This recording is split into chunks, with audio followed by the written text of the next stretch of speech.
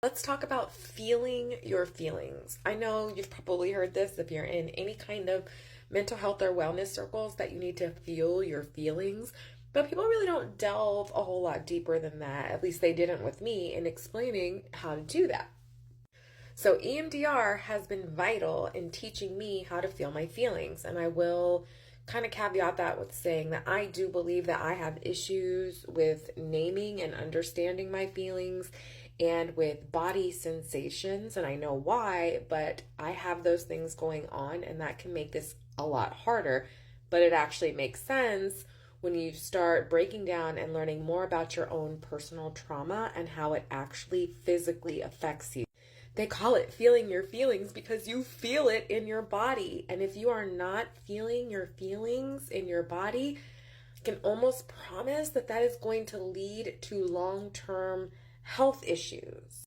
And when you do start to figure out how to feel your own feelings in your body, like for me in EMDR, I am guided into a negative memory. I am asked to just feel and check in and say what's going on. And one of the things that was so interesting to me is that as I went with this work, my body, my brain, I was able to physically feel my brain trying to push my conscious out of thinking about the thing that caused me trauma.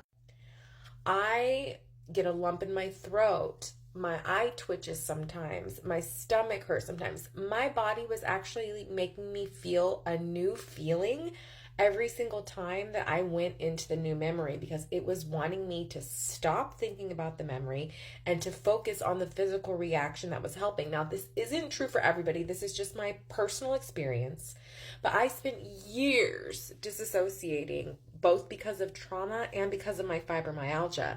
My EMDR therapist said that it's very common for people to say that they don't feel their feelings at all, that they have no connection to the thoughts and the distress of their mind and their body. And that is absolutely a trauma response to keep you safe, but it does long-term damage.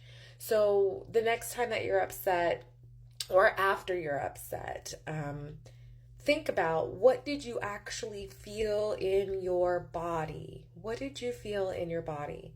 Most of us don't want to feel that discomfort. We want to push out of it. And I say that loosely, but I think it's true. I don't really have any stats for that. But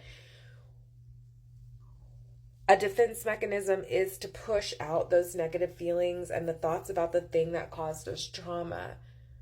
But that's not dealing with it in a healthy way in order to not have mental health damage, unfortunately. So practice naming and feeling your feelings, physically feeling them. Eye twitches, throat closing, headaches. Mine, like I said, mine changed. It could be anything. Learn about what it is for you, and that will be one of the pieces of puzzles to help with your mental health.